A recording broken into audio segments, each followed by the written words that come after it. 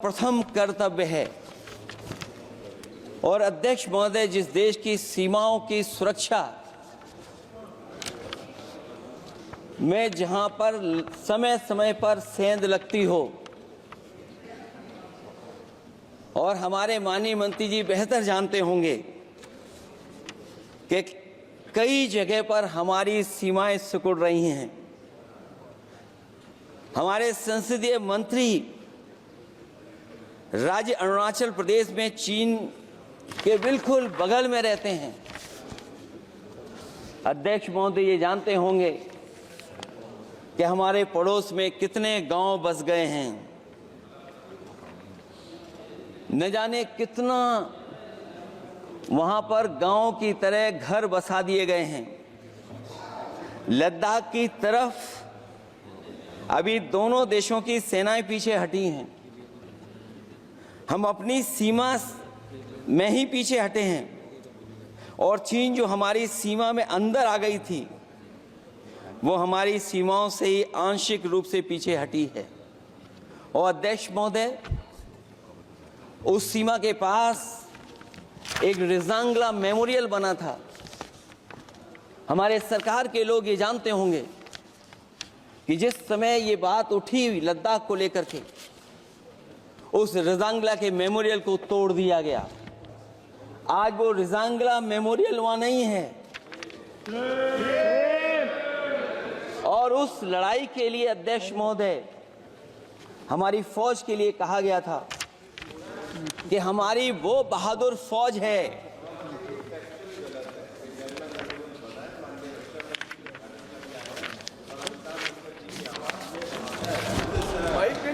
अध्यक्ष महोदय, यही तो फर्क है। कहां पर था, कहां पर बना अब। और अध्यक्ष महोदय, मैं सरकार को बताना चाहता हूं, अध्यक्ष जी, मंत्री जानते होंगे, मंत्री जी, केवल 12 किलोमीटर सड़क बनी थी, और पड़ोसी देश ने क्या क्या नहीं कहा गया। और वो समय आएगा जब हमें मानसरोवर और कैलाश पर्वत पे जाने के लिए भी वो देश हमें रोकने लगेगा। तो हमारी आज 75 साल बाद सीमाएं कितनी सुरक्षित हैं।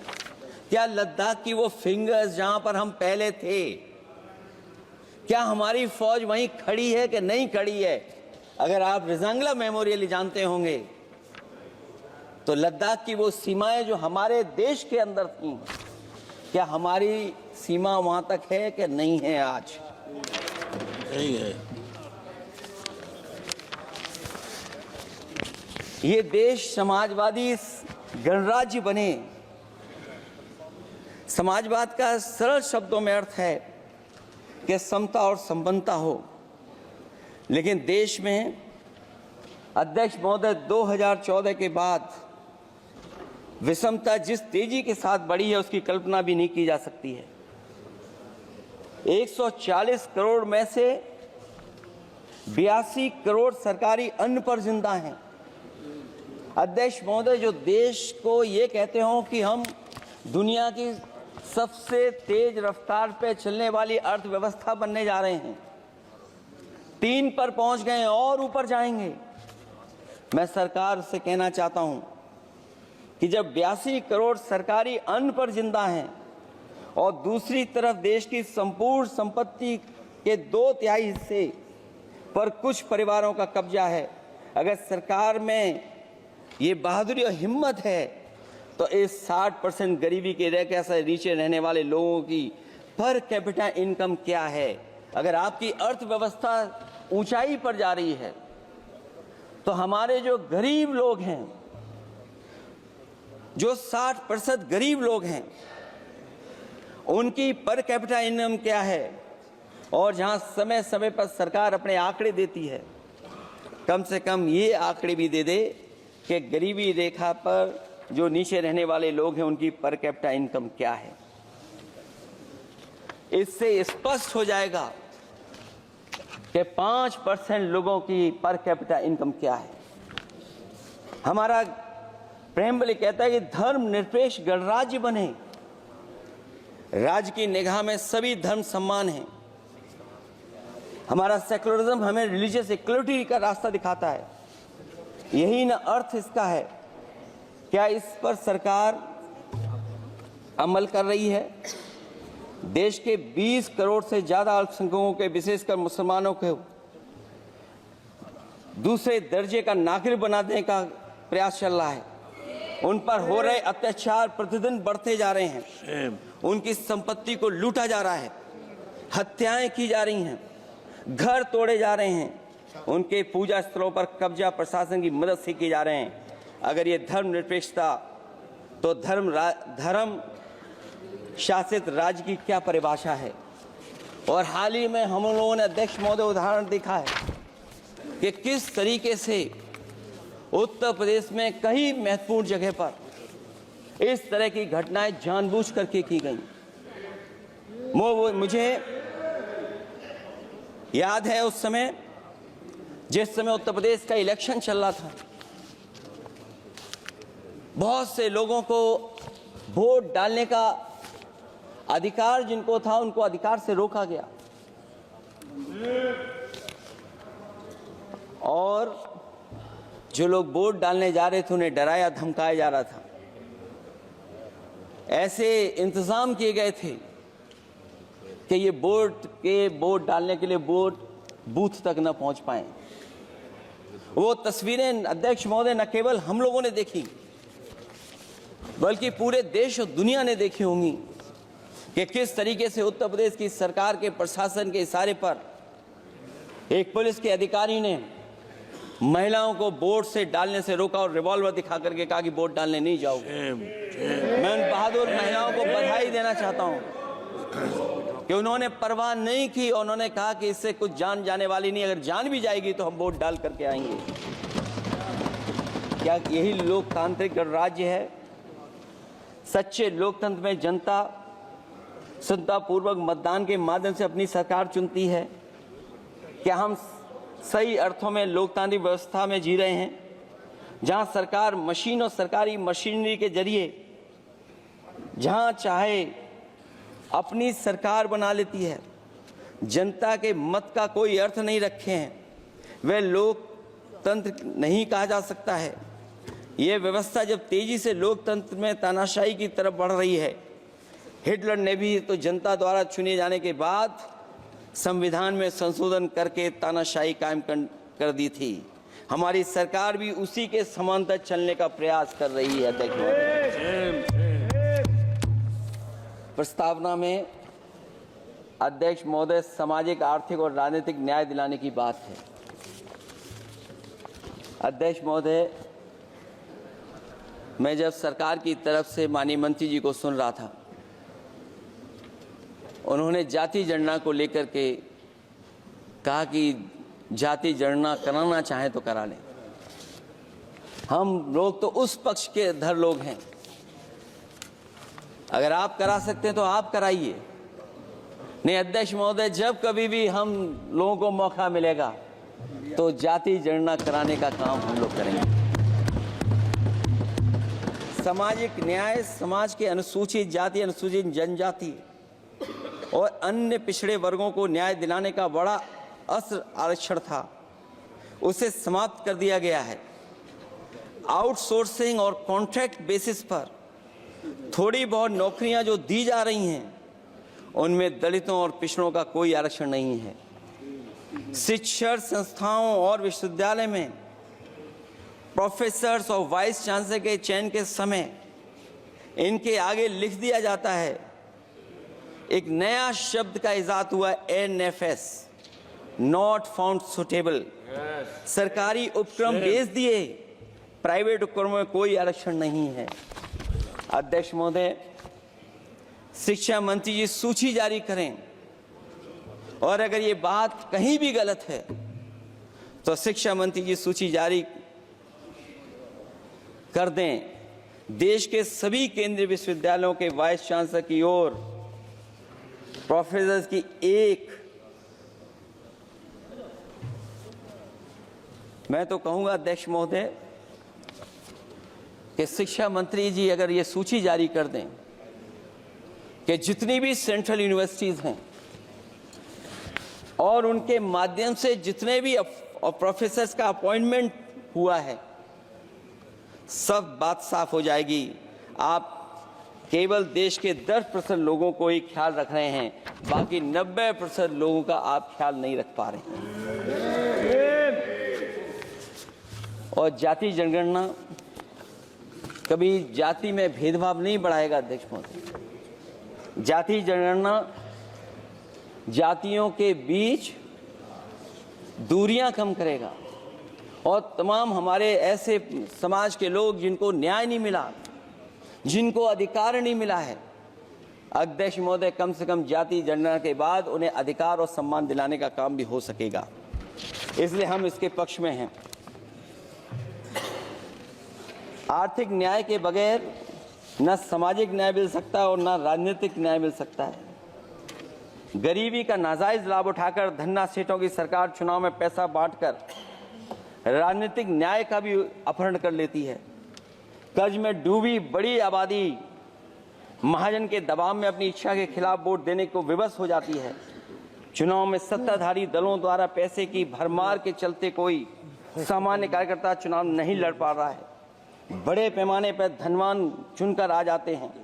पैसे के बल पर जब तक आर्थिक विषमता समाप्त नहीं होती, लोगों को राजनीतिक न्याय मिल नहीं सकेगा। प्रस्तावों में आगे जो लक्ष्य है, विचार, व्यक्ति, विश्वास, पंथ और उपासना की स्वतंत्रता, अन्याय के खिलाफ विचार व्यक्त करने पर जेल, अभिव्यक्ति की स्वतंत्रता का अर्थ है देशद्रोह। अगर भाजपा के मत के नहीं हैं, दूसरे धर्म के हैं तो प्रताड़ना के हकदार हैं। और अब तो उपासना करने पर भी दिक्कत है, क्योंकि हर मस्जिद के नीचे मंदिर खोजने वाले तत्व इस देश को शांति से रखना ही नहीं चाहते हैं। उन्हें कानून की कोई परवाह नहीं है। मैं इस मौके पर धन्यवाद देना चाहता हूं। सुप्रीम कोर्ट का कम से कम वो फैसला आया है जहां कुछ दिनों के लिए ये पाबंदी लगाई गई। व्यक्तियों की गरिमा और देश की एकता और अखंडता को सुनिश्चित करने वाली बंधुता, ये विभाजनकारी नीतियां संविधान की प्रस्तावना के उस उद्देश्य से जरा भी मेल नहीं खाती है। व्यक्ति की गरिमा लिंचिंग से धूल दूषित हो चुकी है। उद्योगपति सरकारी आतंक से परेशान हैं, हो करके अपनी पूंजी समेटकर देश छोड़ गए हैं और लगातार जा रहे हैं।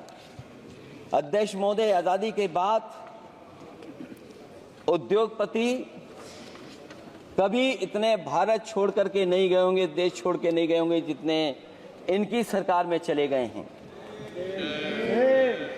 अगर व्यक्ति की गरिमा सुनिश्चित हो तो कोई व्यक्ति क्या अपनी मातृभूमि को छोड़ करके जा सकता है? सरकार इस पर आत्मचिंतन करे। अगर आपसी मतभेद पैदा करके एक दूसरे के प्रति अविश्वास पैदा किया जाएगा तो क्या देश की एकता और अखंडता के लिए एक अशुभ संकेत नहीं होगा?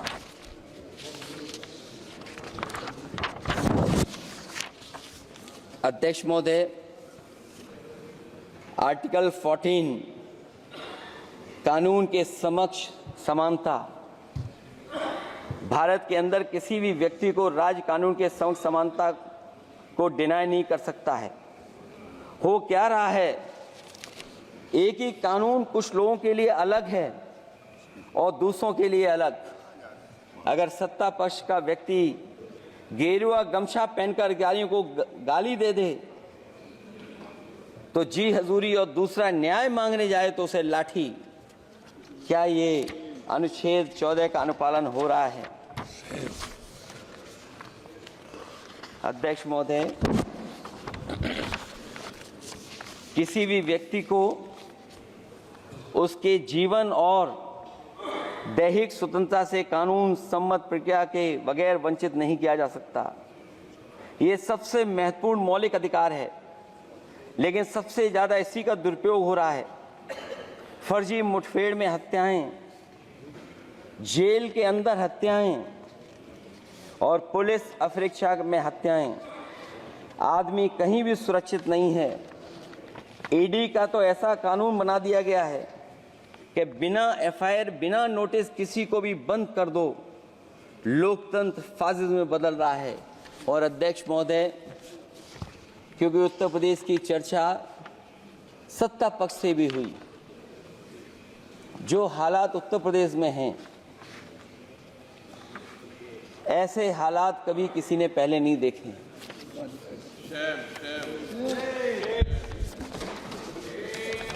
जहां पर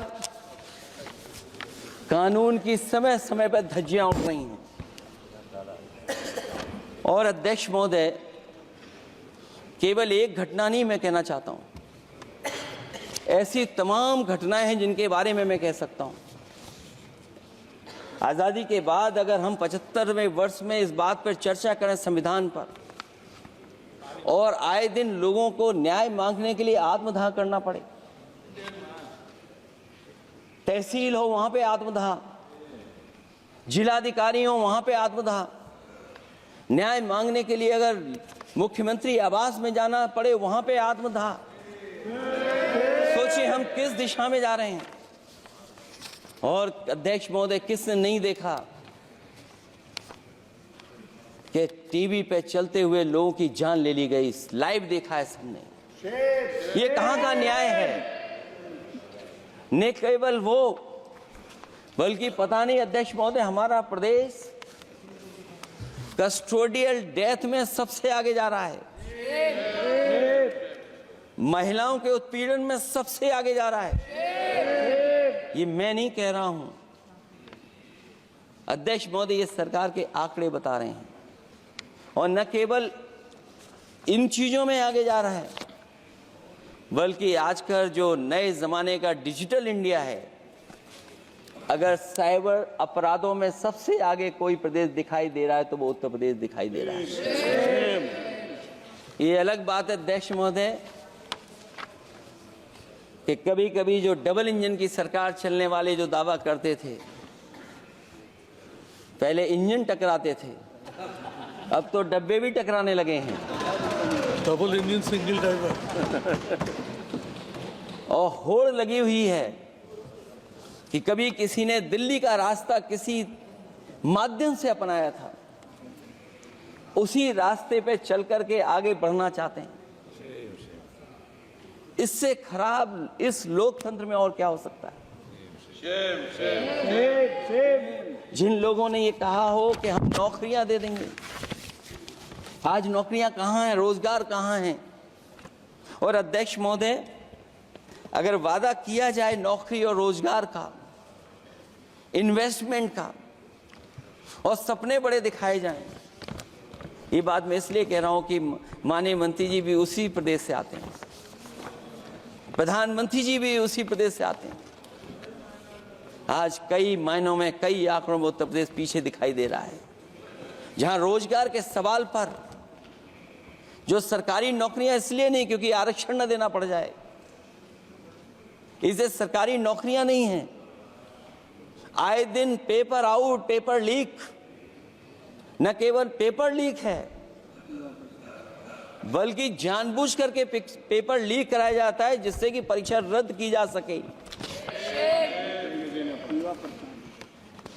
और जो अग्निवीर वाला